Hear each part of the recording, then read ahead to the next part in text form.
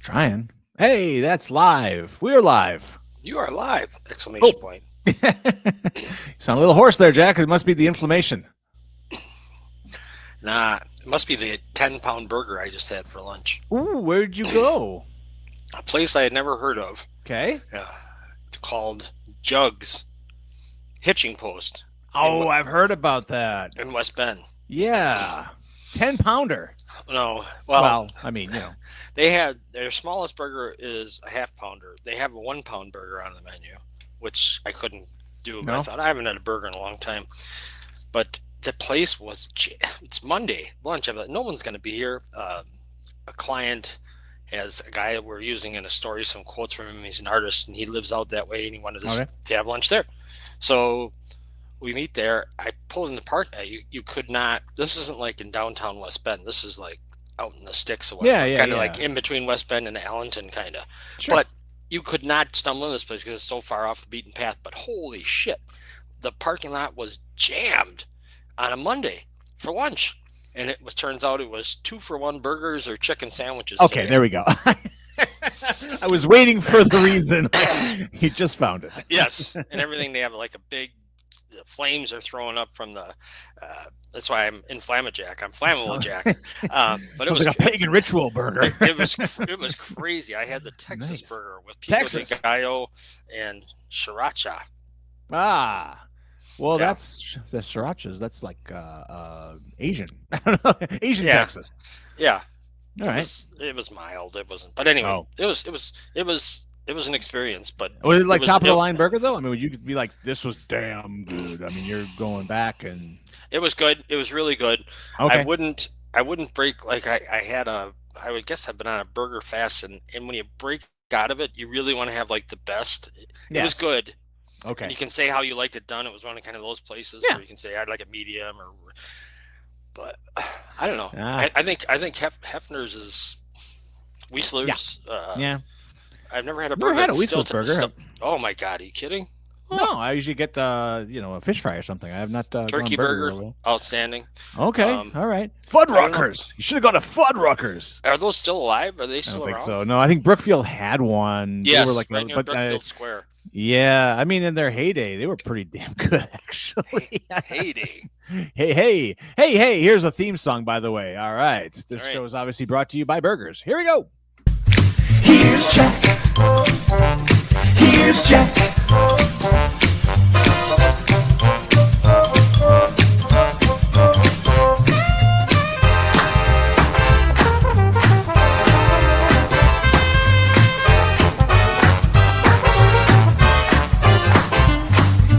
Jack. Here's Jack.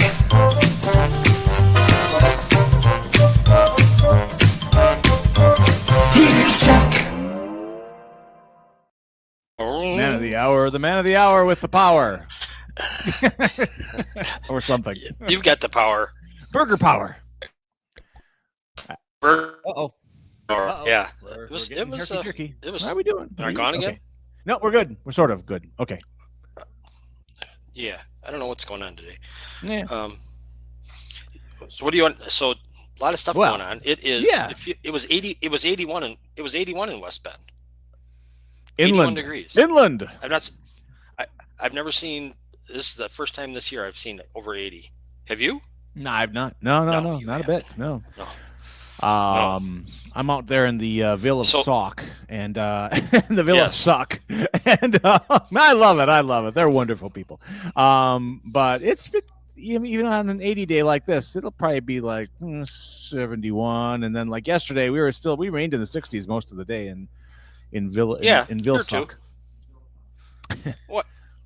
It's not farther to the lake. It's not closer to the lake, is it? Than Cedar Wood? I mean, you're right by port, so you're right by it.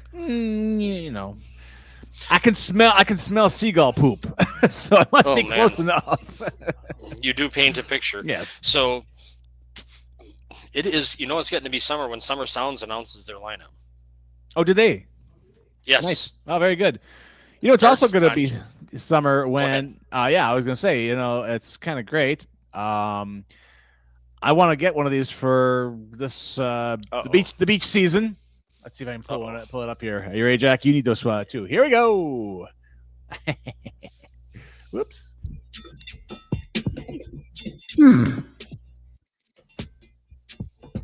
Wow, these drivable beach chairs look super fun, but they're way cooler than they seem. Hidden underneath is a one-wheel skateboard, letting you cruise straight into the sunset without ever leaving your seat. Total vacation vibe. What? Chill, ride, repeat. There we go. I saw. Hell with the beach. I want one on Washington Avenue. I saw one today. Not a Just chair, like that. but one of those one-wheel things. Yeah. Those are crazy to be out on the street on there. They're really fast. You know? They're really fast. Yeah. I mean, I looked. It was like I saw this guy in a chair coming at me, and it was crazy. Those things go really fast. They do. There's not a lot of protection on those. None. And everyone I see on them seldom have any sort of protective gear because they're too damn cool. Well, I think if you're going to be on one of those, you're going to die anyway. You know, the helmet's not going to save you on one of those. You know, things. will save you is a beach chair. A beach would save me. Hey, Summer Sounds. Whenever it's less than a month out, you know, we're already almost halfway. June 6th is the first one. Mm-hmm. Can you believe that? It's crazy. You don't seem too impressed. Sue Schrader's done it again. Friday 6:30 to 10 p.m. and it goes through. Last one is August 15th. That sounds right. Mm-hmm. Sneezy. Them. You're not even excited. You used to love it. No, our connection is herky jerky, so I'm trying to focus on you here. If I go berserk, it'll torpedo the connection. But I am internally losing my shit. I didn't do that, Linda. That wasn't me. I think it's great. Yeah, I think it's great. Summer Sounds, baby. Yeah, always a party.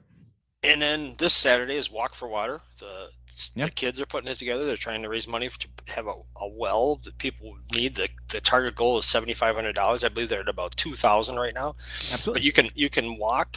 You don't have to sign up in advance. You can sign up the day of. Mm-hmm. There's no entry fee. Yeah. Just trying to it's 4 mile, two mile loops. They said it was the 4 mile was chosen because that's what a lot of people have to walk to get their water. Can you imagine that? Sure, you can imagine it. That'd be terrible. That's not the way to go. No, we would prefer clean water be widely available. So this is a good thing. Yes, big time. So this Saturday, check out. I think it's just if you do Walk for Water, Cedarburg in Grafton, you'll see it. What do you got? You said you had stuff to talk about. I do.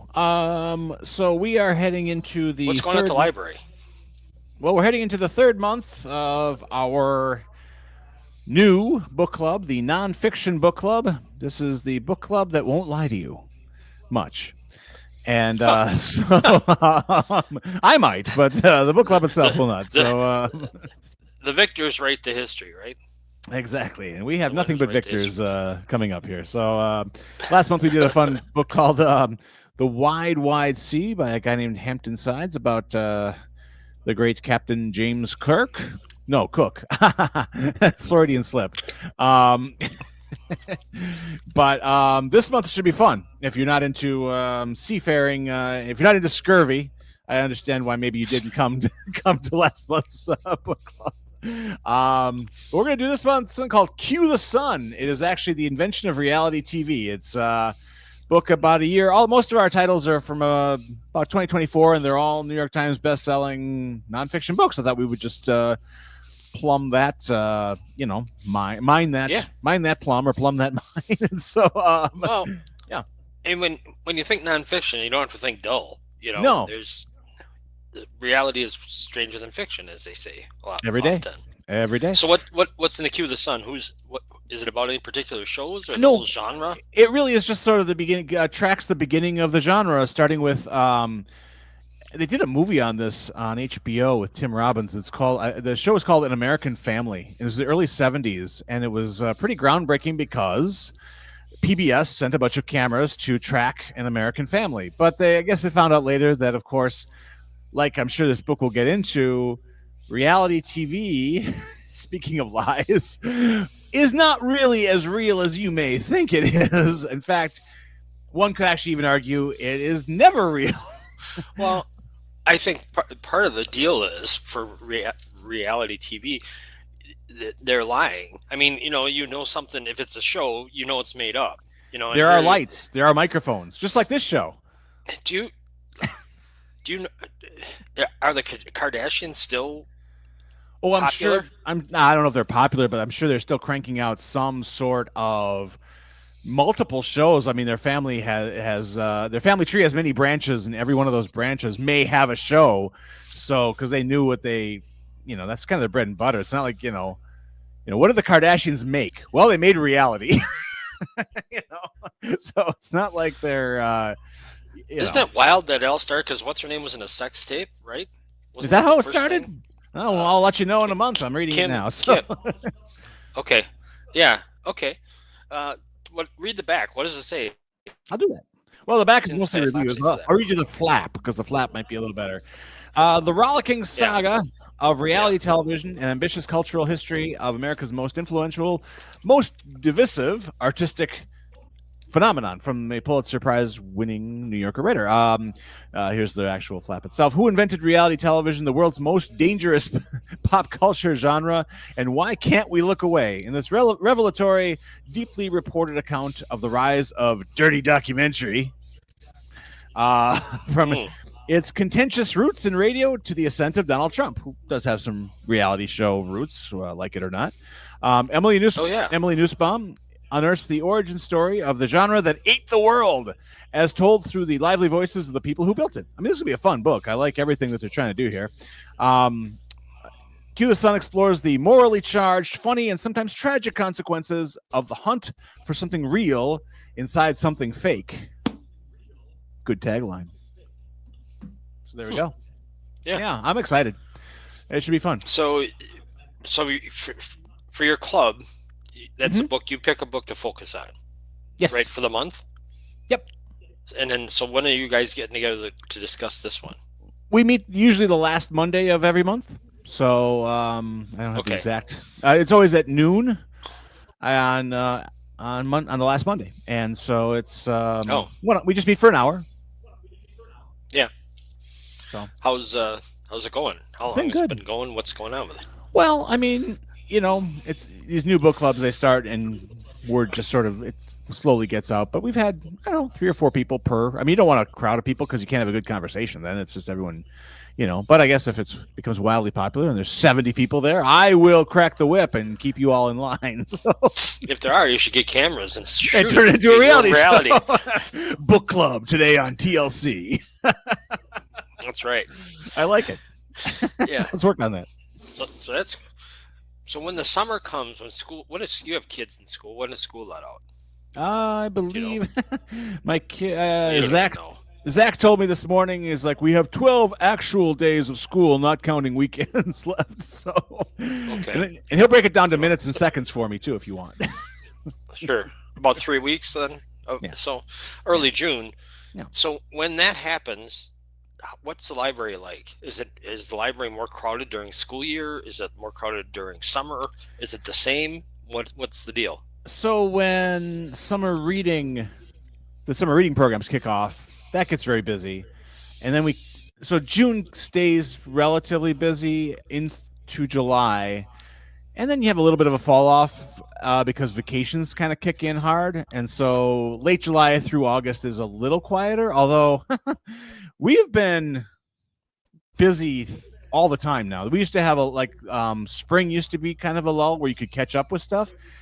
That's not the case anymore. All these new developments have brought in a lot of new patrons, and this place has been kind of rocking. So, it's cool. That's good. It's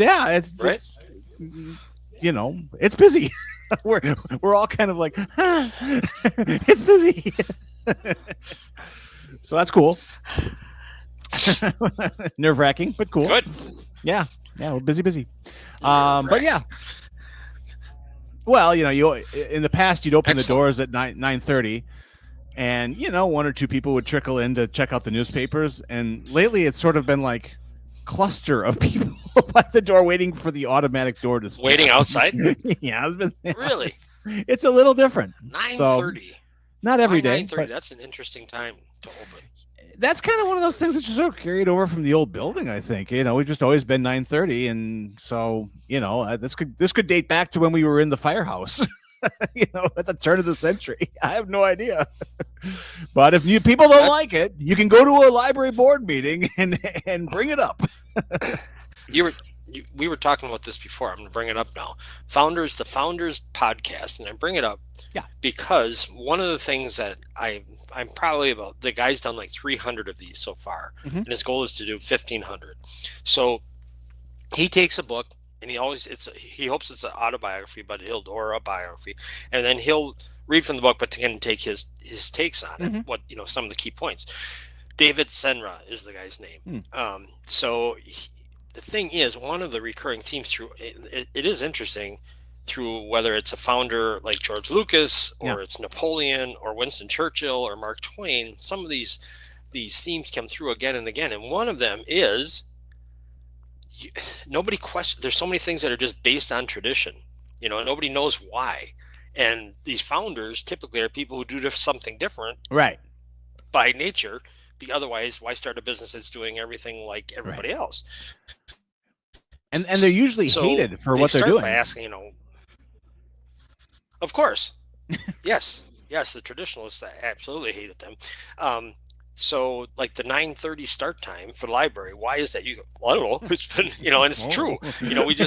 I'm not picking on you. There's how so we do many it. things when you think about it like that. There's some, and then, but what the guy will do is like, he will review a biography, and then he'll say, go read it, because this is just part of the story. So I would think it could be a traffic builder for the librry, because you have a lot. I get a lot of biographies. Our biography section is huge, actually. I mean, and it's actually cool because you can find some really old biographies up there, and oddly enough, the older the biography, in some ways, they are closer then to the person who lived at that time. So the more removed you are with time, then you're really starting to rely on whatever's been documented already. Whereas, if you've got a biography of Thomas Jefferson published while he was 3 years after he died, cool.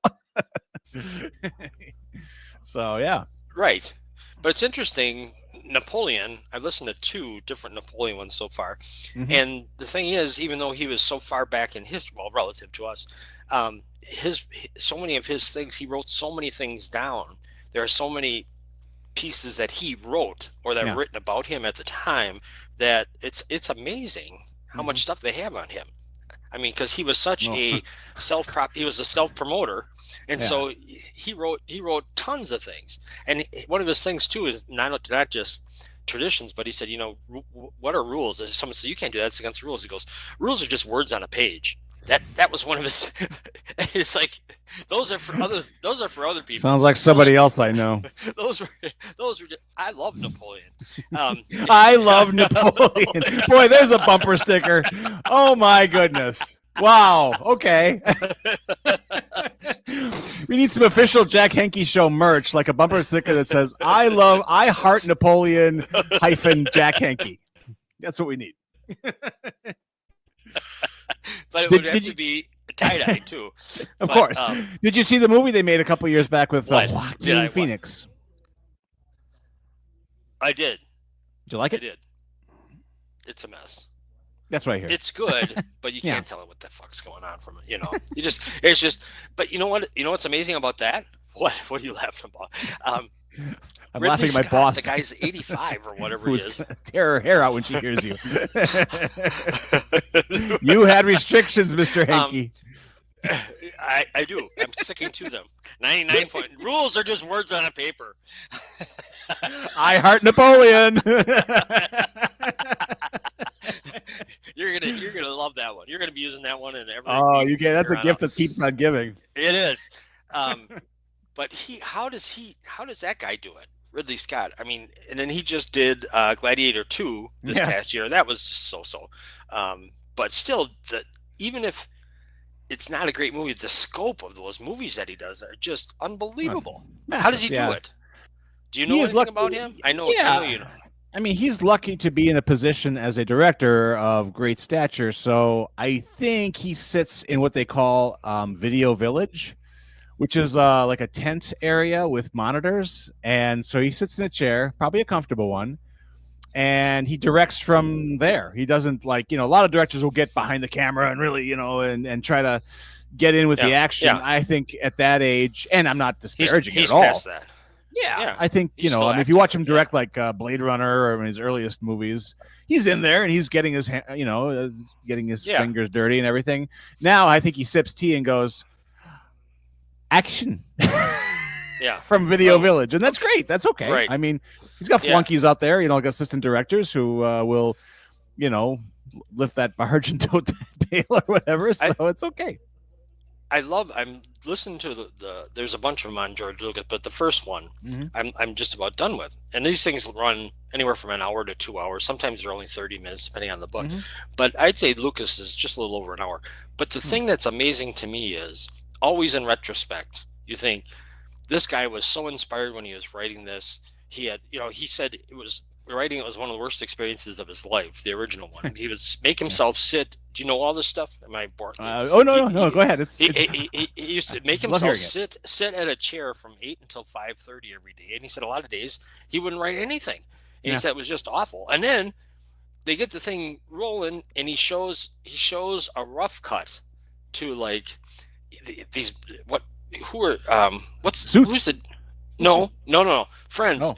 And his wife. Coppola and De Palma and Spielberg. De Palma and Spielberg, the brats. And there are a couple other people who were in this thing, and he shows them this thing, and he turns up the lights after showing him, and his wife, who actually helped on the thing, I think she's an editor. She edited it. Marcia Lucas. Yeah, she might have gotten an Oscar. Anyway, the first thing I said, she burst into tears, and everybody else, a lot of other people, and Brian De Palma, they said, "What an ape shit." He thought it was so terrible. He goes, "What is this shit? What is this force? What is this?" And they said then De Palma's such a different filmmaker, though. He's a big Hitchcock guy. He would have been like, "What are you doing?" Actually, yes. And he said, all these people are getting shot at and killed. Where's the blood? He said, "Where's the blood?" And of course, he's truly one of the kings of gore. Yeah. But so they go, and they said they went to the group went out to dinner afterwards and to a Chinese restaurant, and they said De Palma would not let up. Even at the restaurant, he was still going at George Lucas. The only one, Alan Ladd, who was the president of whatever thing, called 20th Century Fox, Steven Spielberg, and said, what did you think? I heard you were there. What did you think? And Spielberg said, "I think you have a hit on your hands." And he said, "I think it could make $50 million, which would have been." Oh yeah, adjusted for inflation, that's huge. Yeah. Right. And then did you know? You'd probably know this. They hired a ghostwriter before this thing came out, and they put a novel out. Yes, Alan Dean Foster, I think is the guy. Yeah. And it sold out. The printing sold out. So by the time the movie came, people were crazy for it. Absolutely. And but he said, it was. He said he was depressed. He was out of money. It was the worst experience. You think these guys, and then he engineered his own deal somewhat on that first one. They said he got like a 40% take of it or whatever. Yep. And he got, of course, all the toy rights and all that shit. But then he was still so mad about the studio got 60%. They didn't do anything. So he goes, "I'm never going to let this happen again." He said, "I'm never going to let this happen again," about 3 times. But I want to ask you too. Well, you bring up an interesting thing. Right now on Disney Plus, and for what you're talking about, I highly recommend you do this. There are 2 3-part documentaries on Industrial Light and Magic. The company that he basically, special effects company that he created from nothing. I mean, for Star Wars, they were using pieces of toys and garbage and what my people would call chazarai to bring this this thing together. Slice of rye? Sure, that too. That documentary was on Netflix, wasn't it? No, Disney Plus. It's not new, is it? The new one just dropped in the last couple of years. Oh, okay. Yeah. So they had one from 2 years ago that was great. It was from the basically because that was on Netflix. It may have been, but it's moved over Yeah. to Disney Plus because they own all the Star Wars stuff, and they Okay. and Lucasfilm are in Okay. bed together. So, but it's interesting because Lucas was involved with not just one but two major tectonic shifts and revolutions in filmmaking. The first one being just Star Wars itself and the kind of effects that he introduced, and then the second one being The Phantom Menace in 1997, because no one had really done, besides Jurassic Park, no one had really done that much CG before. And it was just changed everything. And we take for granted, and you look at The Phantom Menace and you think, yeah, okay, the writing isn't great, but visually, no one had ever seen anything like that before, and people were, gobsmacked. But the thing I got out of it, it's interesting you say that. I not to that part yet, but the thing they said, person said, he changed the industry, but it was not all. The huge changes were from a financial aspect. Oh, he sure. was he rebelled against, he absolutely hated, and his first, and did you like, it wasn't his first movie, it was the first one that made money, was American Graffiti. I love it. You love it? Oh, I love that movie. I think it's brilliant. Why? For the reason that it kind of plays like a Robert Altman movie, and it's multiple stories that kind of come together. So I think the narrative acrobatics are very cool. The way it works out between the story of Milner, the hot rodder, who has to face, is being stalked by Harrison Ford's character for that one big drag race, and the Ron Howard character. It's funny because it's a nostalgia piece that was only 10 years out of when it was set. It was made in 73 and it's set in 64. So it's not like it was that much distance between, but I think for me, it's almost like a nearly perfect movie. Because it has pieces of almost like a documentary feel to it. And it's beautifully edited by his wife again, I believe. And no, I think it's, no one had really done. And the thing is, we take for granted what that movie is because we see a lot of, the Wonder Years and these nostalgia pieces are kind of normal. Fast Times at Ridgemont High. Sure. Yeah. I haven't seen that one in forever, but I like that one better than American Graffiti. They're the same kind of thing where there are all these different pieces come together. That one's more outrageous. The time was different. But I watched American Graffiti and I said, what? That's it? I was saying that's all there is. Because it's always been well regarded. I just didn't see. I'm not picking on it. I just didn't. It didn't. Well, believe me, a lot of the studio suits at Universal had the same reaction. So when they saw American, I know. What? That's it. But right. Yeah, I don't know. I mean, even something like then it made 400 times what it cost. Right. It just was unbelievably successful financially, and that helped him somewhat. Yeah, absolutely. So cool. Well, if you can check that Industrial Light and Magic documentary, because you will see everything you're reading about with George Lucas. You will have the video, the visual element. You'll see all the documentary footage of that time. So it'd be very interesting for you, I'm sure. Yeah. Well, there's all these. You got to look at that because Tarantino, Spielberg, just the movie. Christopher Nolan, he's got in there. So it's just really an interesting thing, and it drives you. He says to each one, read biographies. You learn a lot. You do, absolutely. He's like the people who didn't pay attention to George Lucas. He used the example of the new people that just did the Sinners. They never should have. Didn't they ever heard George Lucas? Don't they? They deserve to lose all that money if they're that stupid that they didn't pay attention to that. Exactly. Oh yeah. Well, because you get the new kids on the block in Hollywood, and they think they know everything because they rented 2 or 3 VHS tapes in the and right. But there's a long history there, and if you don't know your history, ultimately you're just going to get screwed. Right. in every facet of life. Well, not everybody, but people that I know who don't pay attention to history say that's past. Nothing like that's ever going to happen again. But sure. Well, you hear that in the news all the time, too, with our current stuff that goes on. They're like, this is so unprecedented. And I'm like, really? Richard Nixon? Yeah. It's not unprecedented. You ever heard a guy named Adolf? there's him too. So, everyone going to see Hamilton is just like, this can happen with, in Washington. It gets, I don't know. It's weird how people get. All right, I rented him. I got about halfway through Hamilton. And I listened to the audiobook to it.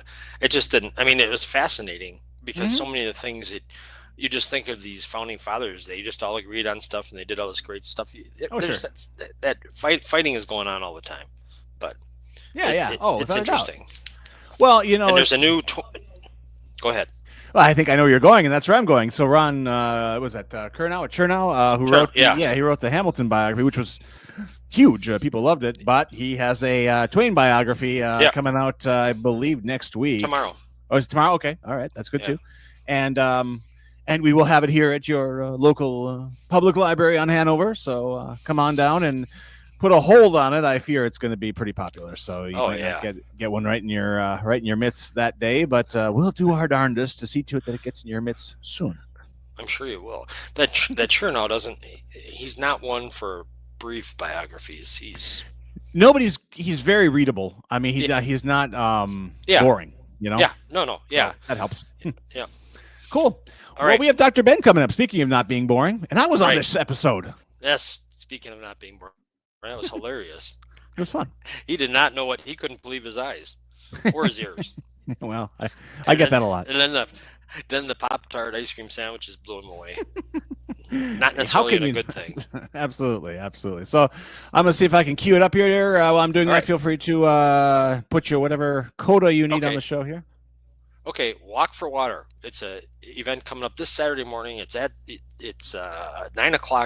Cedarburg High School. It's put on by the Cedarburg High School and Grafton High School students. Yes. Working together, cats and dogs, mass hysteria. The coming of Zool. Yes. And it is to help people who don't have access to water like we do. We're so effing lucky. It's crazy. You don't realize it. So that's a good thing. Summer Sounds is coming. Library's got the nonfiction deal. What other stuff you guys got cooking? You got the reading club. I hear you self-censoring away over there. It's so nice. You're bleeping yourself. It's so nice. It must hurt. You must physically feel that. Like choking on you F&A know it. on a chicken bone. Well, I guess the big thing is that Lord willing, the ebook will be available for the Cedarburg Authors Circle Volume 1. That is what we're shooting for this week.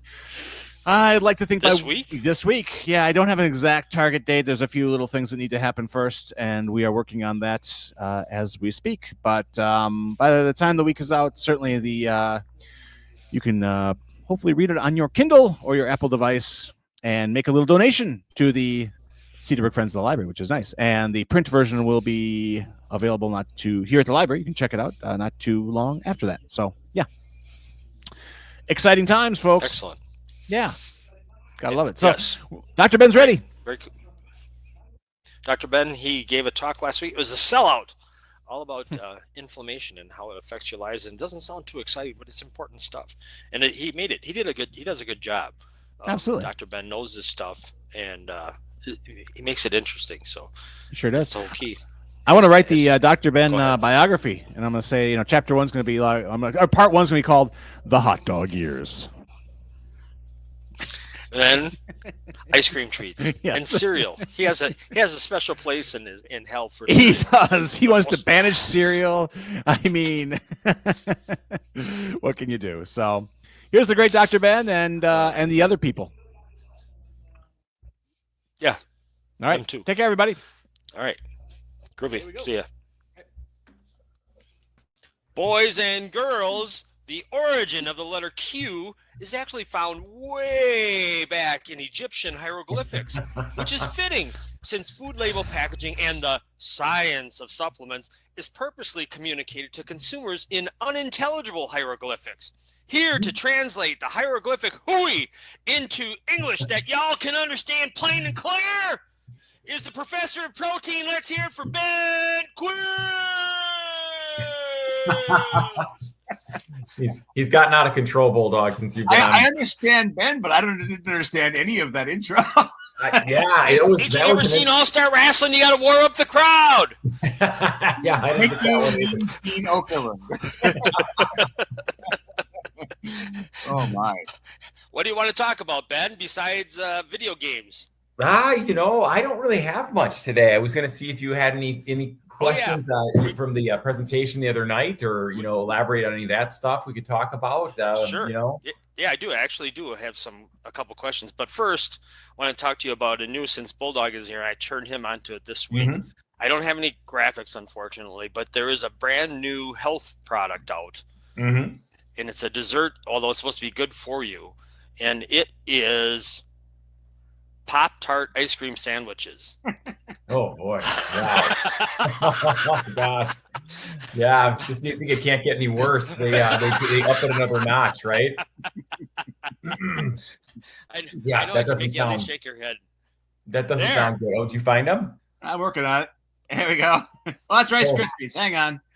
That won't do it. Here we go. Oh, nice. Yeah. Margot was reading the reviews.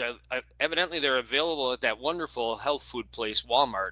And the strawberry, she said, and the chocolate are supposed to be the best, according to reviews. And cinnamon, not so much.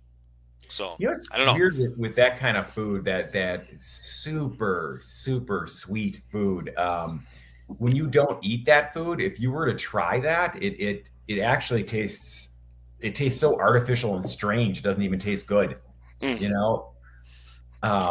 and we had in our break room, which is kind of weird. At one of our gym locations, the one in Mequon, someone had brought in a bunch of eclairs and different donuts for his birthday, which is strange that a trainer would do that. But he brought in these giant boxes, and he was trying to get his clients to eat the donuts. The clients?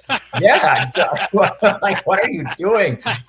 And I was just kind of sitting there reflecting on it. And it's not that I have great willpower or anything, but looking at those things, you probably have to pay me, I don't know, maybe like $300 or $400 to eat one of those. Like, it's like there's one. Yeah, it just doesn't appeal to me at all. And it's they say that Dr. Ben can't be bought, but I think we just heard his price. Yeah, $500, I'll eat a donut. Let's do a GoFundMe for that. Yeah, that it's just so strange. Those foods become so foreign. But those things like the Pop-Tart ice cream sandwich, you can't even really call that a food, right? That has left the planetary system of foods and moved into a new alien world, So, well, what's the difference between that and a regular ice cream sandwich? I mean, it's still just all sugar and ice cream, right? I feel like they've taken it up a notch. So when you put that Pop-Tart on, I'm sure that is it 2 Pop-Tarts? It's a Pop-Tart and a Pop-Tart. Let's have a look, shall we? Yeah, I mean, you can't make that stuff up. Wow. Someone did. I mean, who comes up with that? Like, who's like, you know what?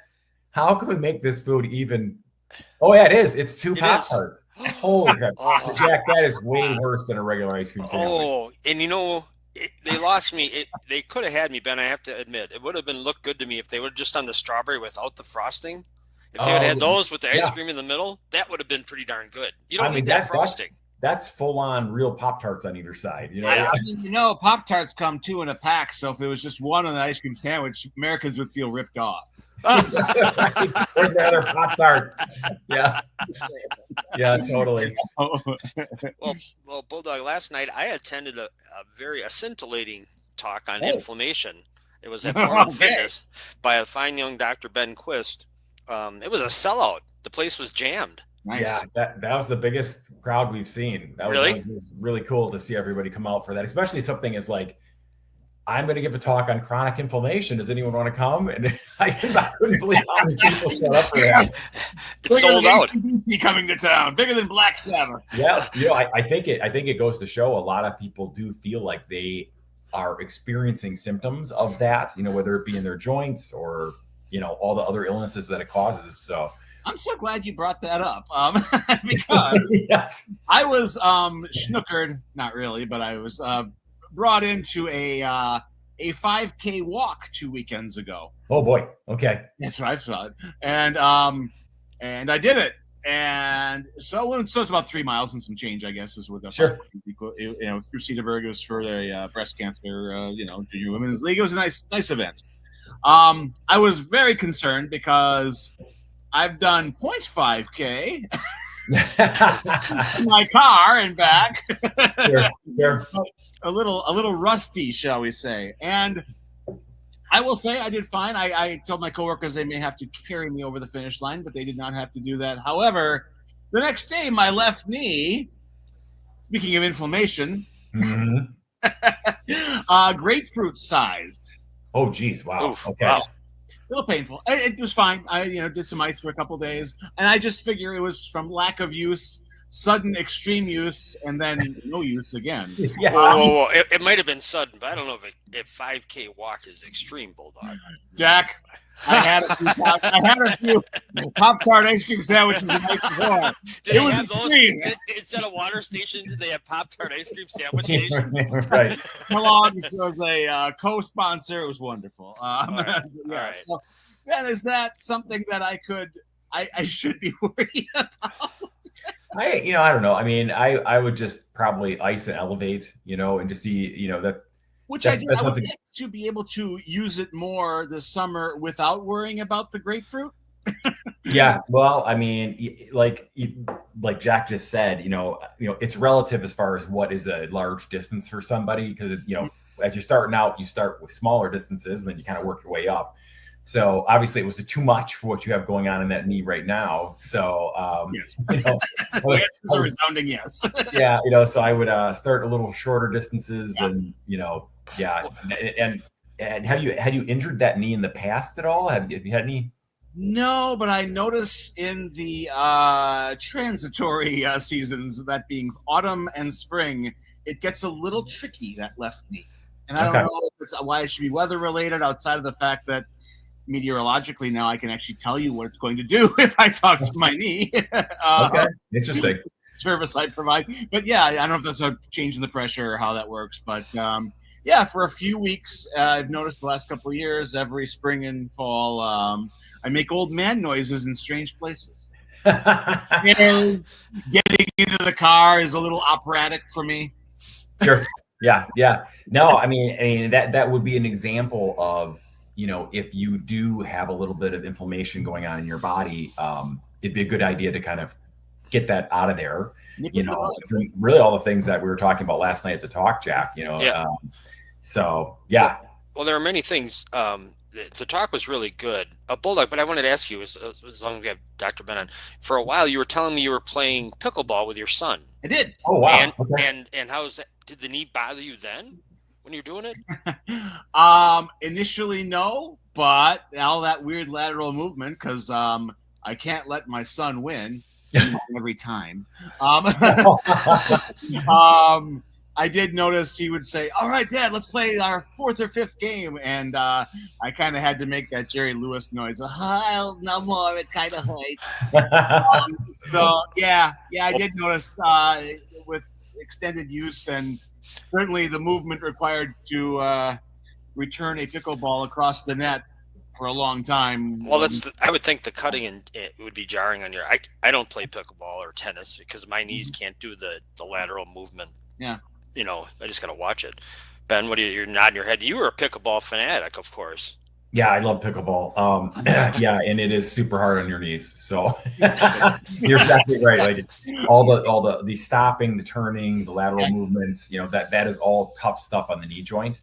So you gotta, if you're going to play that sport at a higher level, you definitely need to have your knees in good shape. And I see that all the time. I play against people who are excellent racket sport players, but maybe they're a little older or they have a hurt knee or something of that nature. And it's really tough for them because they can't move in the way required that is required to move. And that's probably the only thing I got going for me is I can move really well still. So, I can zip around that court like a little bunny rabbit, but I'm not that great at the actual skills, but certainly it's not for the faint of heart. It's funny how you think it's tennis light. That's not exactly it. I would agree with that statement. There's some things about it that are even maybe a little bit more intensive than tennis, and there have been a lot of injuries from it. As everyone keeps saying, like at the place where I play, somebody in this last series of leagues blew out their gastroc, so the muscle ruptured. They had one guy run into the wall, break through. Like it's people are hurting themselves. Jerry Lewis. But yeah, it's just so much fun. It's worth hurting yourself. Don't Dr. Ben from this episode. It's worth hurting yourself. It's so much fun. It's worth it. Ben, a couple of things from your talk last night. I took some notes. Mm-hmm. But it's like, what is one of the reasons inflammation? I mean, it sounds painful, but one of the big points you made last night was that it affects your immune system, which is everything. I mean, fighting off disease, fighting off aging, fighting off all that. There's a direct correlation between inflammation and that, correct? A direct correlation between your immune system and inflammation? Yeah. Does inflammation affect your immune system? Does it weaken it, or does it? So inflammation is a result of your immune system kind of engaging and attacking something. So whether that is a virus, a bacteria from getting cut, or it's kind of it's your body's like little soldiers that go out, right? The immune system, and then when they go out and they do their thing, inflammation can be caused from that. So they're kind of like the chicken and the egg. They kind of go together. Yeah. But as we age, like I talked about, unfortunately, our immune cells just start to get worse at being able to identify who they should be attacking. So they start to be more indiscriminate, and they also start to sometimes overreact a little bit. So we just start to get naturally more inflamed, every single year as we age, unless we're having some strategies to kind of combat that. So yes, it is. They're totally interlinked. They're interlinked. And another big thing that I thought was really interesting was for the first time, I think I understood the stomach and the microbiomes and all that stuff because of the visuals you had with the layers of the stuff. And I couldn't say it now without butchering it, but I understood it when you're, and I think that really helped a lot. That was the one slide I got that out of that Harvard course I took, and it was the one slide where I finally felt like I understood it, because I didn't really everyone talks about this microbiome down in your intestine, and it's like, well, what is it? Where does it live? What does it look like? And sounds like a horror movie. It's almost like Alien. Yeah, it is a little weird, but. Yeah, that little teeny, bulldog weird, on the slide, really the barrier between what's inside of your colon and then what's outside your colon is really just one cell layer thick. So it's this very thin layer, and it's just incredible that that keeps everything in, and that layer kind of that is like a gateway between, obviously some things have to come out, we're digesting food and things of that nature, but we don't want bacterial components seeping out, right? But yeah, that was one of my aha moments too, is looking at that slide and really finally kind of understanding it a little bit more, about the single cell layer. Then there's a mucus layer, then there's the microbiome, meaning the bacteria and all the other guys that are living in there. And then what happens? Why is fiber good? Why do we care so much about it? It's when you start to really look into that stuff, you're like, wow, and Bulldog, we were talking a lot the other night about who is correct on these dietary hypotheses of whether or not should you eat a plant forward whole food diet, or should you be eating more of a carnivore diet, or you should be eating more of the Mediterranean diet? Who's right on this thing? And I think I'm starting to get some opinions myself and some clarity on who I think is probably. Well, we'd like one. Yeah. You have an opinion, Ben? You've never totally. You're always straddling the fence. You're never jumping off the table or anything during these things. These segments Ben, let's have an opinion. I don't know. Who's the doctor you don't like? Who's the guy you said is a big joke? I'm paraphrasing. He's not a joke. He's just I just think he's an a-hole, because he just a-hole's worse than a joke, man. I don't know. He is. I mean, a joke would mean that he's doing it because he's trying to be funny, or maybe he doesn't know. he knows what he's doing, and he's fleecing everybody, and it drives me nuts. That's Dr. Gundry. He wrote the book The Plant Paradox, and he's the guy. He popularized the concept of lectins, that there are all these components in plants that if you eat them, they're going to just destroy your gut and cause inflammation and all kinds of problems. Like, he doesn't want you eating oatmeal. He doesn't want you eating bananas. He doesn't want you tomatoes. God forbid you eat a tomato, you'll explode. It's just like he is and by the way, he also sells, of course, lectin blockers that you can take a convenient capsule to stop all the problems, or whatever perceived problem he's come up with. And he's very articulate, and he is a medical doctor. He was a very successful cardiac surgeon, and invented some medical devices. He's very, very smart. And when you hear him speak, he can kind of make you. There you go. Attack of the Killer Tomatoes. Yes, he's incredibly convincing, but nothing's for free with him. Every single thing, it's like, okay, well, here, now buy this special powder, now buy this pill, buy this oil, and it just, that kind of stuff drives me nuts.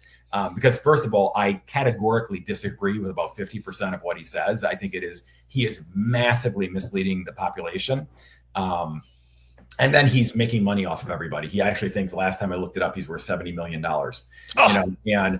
And not that there's anything wrong with making money, but if you're going to do it, don't do it off the expense of, like, did you hear that lady in the audience? She's like, should I ever have a tomato? And then she seemed all scared. And I'm like, I mean, the fact that you're getting scared of a tomato when we have things like Pop-Tart ice cream sandwiches out there, that just blows my mind that we're even having that discussion, or like we talked about last night, where there's all this intense argument on the web about whether you should be eating oatmeal or not. And of course, Dr. Gundry does think you shouldn't. Don't eat oatmeal. It's the worst thing ever. Why are we even having that discussion when our supermarket aisles are filled with boxed cereals that are some of the worst things you could possibly put in your body? So I just feel like they are confusing people, and they are distracting them for what the real problem is.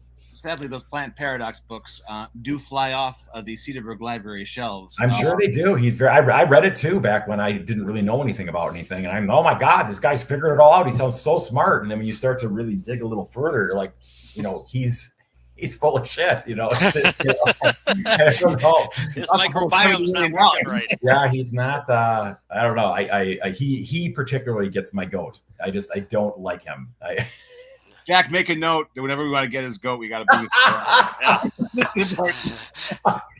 There's a lot of great food scientists out there. There's a lot of great people with giving really good information. What was the guy's name? You said Dr. somebody you liked. Dr. Gill? Dr. Gill? Yeah, Dr. Gill. I thought that, I just love the fact that, like, he will give you the entire breadth of the research on things. And he never is like, so with somebody like, and there's many of these people, like, I don't mean to keep saying Dr. Gundry's name.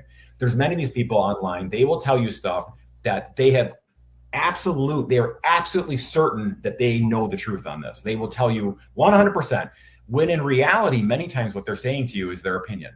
Because many of these things, like even something as simple as, like, should you eat oatmeal or not? Some of that is an opinion, right? So I can't stand it when they come out there and they try to tell millions and millions of people that they have figured it out somehow, that they are so smart and they have these gigantic brains. And it's like, well, no, you don't really, and the way you're presenting it, you're not even presenting the research, it just. They have gigantic balls to say stuff like that. That's what they have. Yeah, and many times those people are making gigantic paychecks, so it's like, and I have no problem with someone making money. I would just prefer them not to confuse the American public on food, because food is one of the things that if you don't get that right, it's going to put you in the grave a lot faster. Yeah. And it's also going to make your life a lot less enjoyable, because you're chronically inflamed, you're overweight, you can't move well. Like, food affects so many different things, if it's not handled right. And right now, as a country, we are getting an F- on the way we're doing food. And you guys you illustrated it with that first thing that you brought up. We're getting an F-. I give America an F- on food. F is as low as you're allowed to go. No. We get worse. F-. I knew it. I was waiting for an F, but an F-. That was impressive, Ben. Jack, I guess the only direction to go is up. Yeah, that's true. That's a way to put a positive spin on it. It can only get better from here. See what you brought out of him, See what you bring on, Dr. Ben. You guys, I was kind of tired when I got. Now you got me all fired up. God, I'm trying to calm down. It's Friday. Go kill somebody in pickleball. Friday afternoon.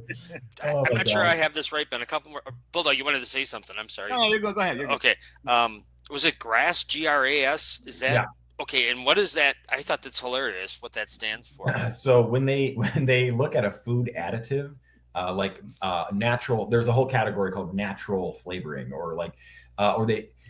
Yes. They look at some of the additives or chemicals that they're going to put into a product that you're going to put on your skin. They have a designation called generally recognized as safe, or GRAS. So I was just curious. We have so many chemicals that we're eating and that we're putting into our bodies. There must be this like giant laboratory that the government has where they're searching and making sure that these chemicals are safe for you to put in your body. And then as I looked into what that designation meant, it actually is that the manufacturer of the food or the self-care product just submits information to the government, says, here's why we think this is safe. And then the FDA kind of rubber stamps it, and boom, it's ready to go. There is no, the person manufacturing the product tells the government that it's safe. And tell me why that wouldn't work. I mean, that's a perfect system. It's the dumbest thing ever. Like I said last night, it's like having the fox in charge of the hen house. You know, it's like, oh, of course it's safe. We checked into it. I would just like to commend anybody who ever got the word generally as part of a designation of any generally. I know that doesn't sound good. It's generally recognized about anything. as safe. We're having a meeting next week. We're going to change it to virtually. It might be cut a little close. Yeah, and some of these things are definitely not safe. You know, like even like microplastics, and you know, like there's so many different chemicals that some of these things are not safe, and that's why I love that Yucca app, and I kind of check everything out myself. I thought that was a good question. Someone asked who were the designers of the Yucca app. Like, are these guys? Should we believe that they are? I mean, I don't know. You can only dig so far and know so much, right? You got to trust some people. That's how you knew you got through, Ben. I thought that was great because you were questioning all these other sources, and then you introduced this Yucca app, and so the audience finally got through the picture of we should question everything. So someone says, "Who designed that?" Ben's like, "They're in France." Yeah, especially anything related to processed foods, chemicals that you're putting in your body, drugs, like. You should question everything, Les American décadence. I think Europeans do it better than we do. I mean, they have. I mean, I think they've done a better job of keeping their food. What's that? We hate them. Yeah, we hate them. I know they're such cocky bastards. But they have done a better job of keeping their food source clean and legitimate, and where we have just been like. We just jumped off the cliff. I had the stat, I think I shared that last night. 73% of the volume of food of food that a child here in America eats is ultra processed food, which basically means it's not food. Okay, so that 73% of what they're putting in their body is generally food. It's just, and that's horrible because all of the three of us, we didn't get that when we were kids. We had a lot more normal food, natural food, less chemicals going into our bodies. We are having a giant experiment now on our children where we are putting all this crap, and we're already seeing the outcome. We're seeing it used to be called adult onset diabetes, and it's not adult onset anymore. It's happening in children now. So we're seeing all these things already starting to shift much earlier into the lifespan. So that's why I give America an F-. And not to get political, because that's just dangerous now. But and I think, I'll come right out and say it. I think he's a total wackadoodle. But RFK Jr. right now is getting some ink because he's talking about food additives. Yep. And of course, a broken clock is correct twice a day, as they say. He's probably right on with that. I mean, I think it's unassailable. What his thought process is there. God only knows what he'll do with it. But, I do agree. I think shining some light on that and having someone in the government who, is looking at some of that stuff, I think is wonderful. So I hope I hope there's some progress with that. I think he also wants us to like eat live rattlesnakes or something too. I mean, so there's like, yeah, I did hear him say that he wanted to put there's some politician friend of his that really needs to get in shape. He's like, I'm going to put him on the carnivore diet. There you go.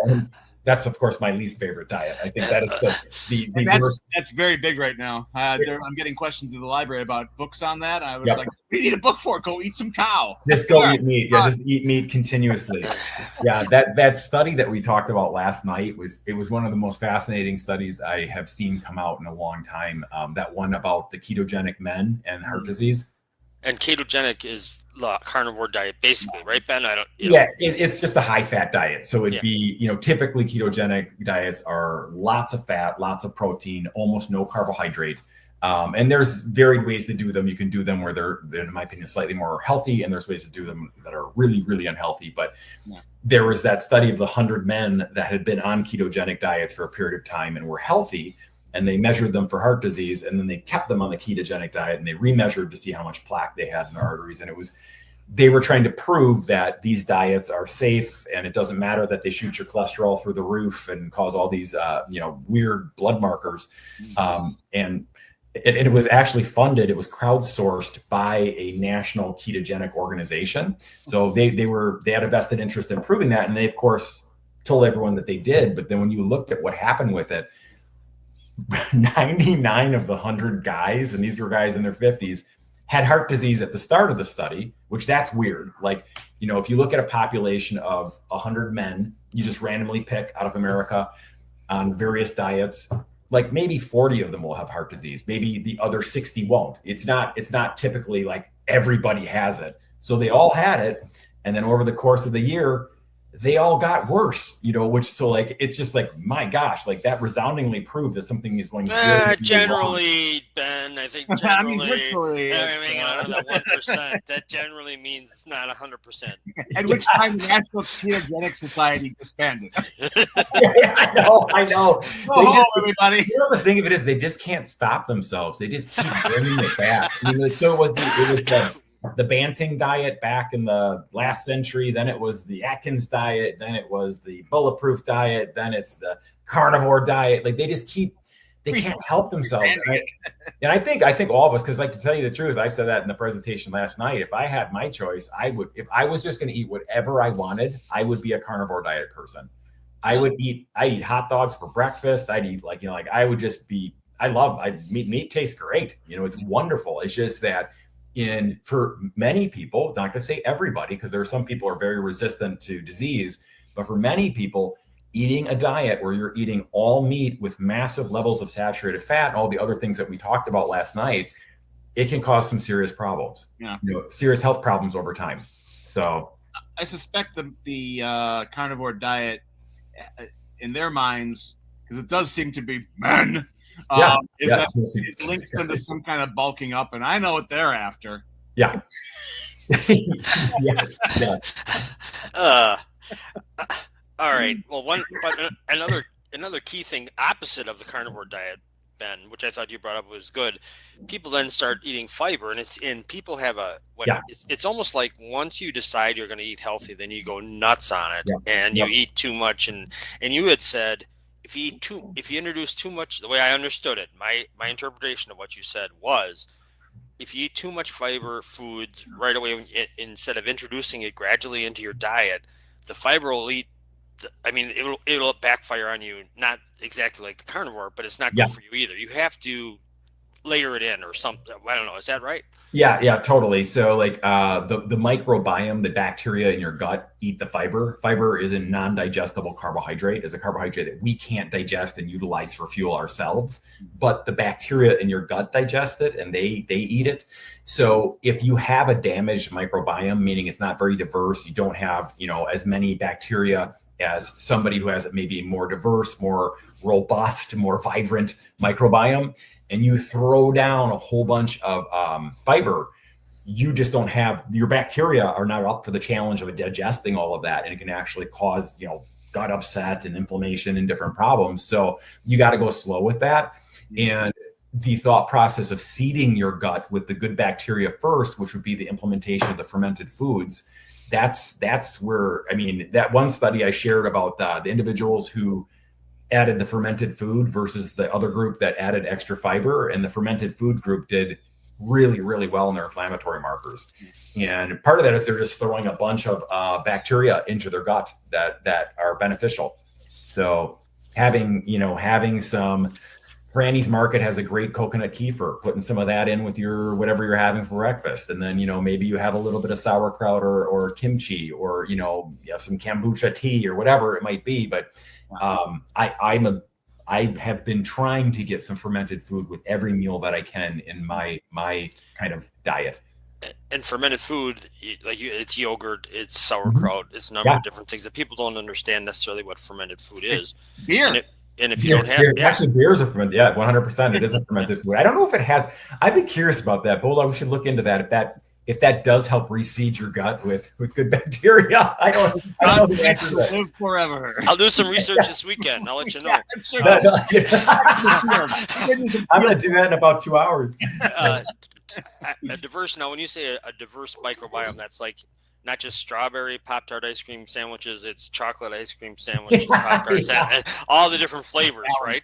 Right. Balance. Right. Yes. Exactly. Yeah. Well, it's funny.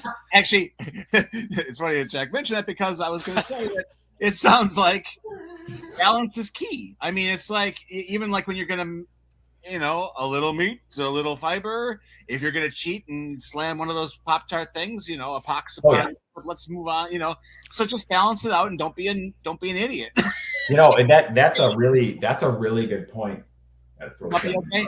I'm worried about That's a really good point. One of the main part of the talks last night was about this system where they evaluate whether your diet is inflammatory or not. And it really is. It's the whole. It's all the parts you put into it create the whole, right? So if you have a reasonable amount of meat, and the Harvard Healthy Eating Plate recommends 1 serving of meat a day, it's not going to have a lot of those negative effects of someone who's having 10 servings of meat a day. Right. So but yeah, trying to get in as a total diet enough of the good foods that are going to be helpful for you. Yeah. Cool. Everything old is new again. They always said balanced diet when we were kids. So, here we are. Right. Yeah. And the last thing I'll say is it was a sellout. I felt young compared to, I would say, the average age of the crowd. Now, the only reason I bring that up, well, I like to poke fun at everybody, but the other reason I bring it up is it's, to me, it's, I don't know, a shame. The younger people think they don't have to worry about that shit yet. Yep. It's for you old guys. You guys, now you're getting near the end. You got to take care of yourself. But it's just like stretching. I mean, you have to start that sooner rather than later. And getting, somehow we got to get the younger people in that thought process before it's like, I can do it now, kind of a thing. Yeah, I mean, I don't know. I totally agree with you. I'd love to see people in their 30s and 40s, 20s starting to embrace this stuff more. And some people are, of course, but they don't have health problems yet. So it's really hard for them to relate. And that's why I think you see that, the average age in that room is probably 65. And, it's usually the people 50 up. When you get into your late 40s or 50s, that's where all these things start catching up to you, of the decades of abusing your body, and the wheels just fall off the bus and it starts to get scary. When your doctor's like, oh man, you have diabetes, or, you're at risk for keeling over a heart attack at any moment. Like, that's where it gets real. And it's like, okay, well, but if you do some of these things a little bit younger, you wouldn't even get to that point, where that would happen, and then it's a little bit harder to reverse it or stabilize it, so, but I agree. I got to do a better job of communicating to the younger members that these are talks that they should participate in too. Yeah. Okay. Well, it was interesting. It was a great talk. It was good. Bulldog, I summed it up. I made notes on it. I'll pass it along. Absolutely. I mean, I may have just changed my dinner plans tonight. You won't get into what I was planning. Right. Kraut and Coors. Yeah, right. Balance. both fermented, right? Yeah. That's great. Perfect. All right. Anything else, Ben? Anything else going on at the gym that's coming up? No, not much. Everything's just plugging away there. It's been really busy, so it's been great. We got this new thing, the DECA Challenge. That's an interesting thing for people who want to test their fitness. It's really cool. Tomorrow they're having a trial run at 6 a.m. Margo and I are going to give it a whirl. Are you going to go? Yeah. It should be. I mean, if you want to have something where you want to just compete in something, physical, where it's not very dangerous, which is good. Yeah.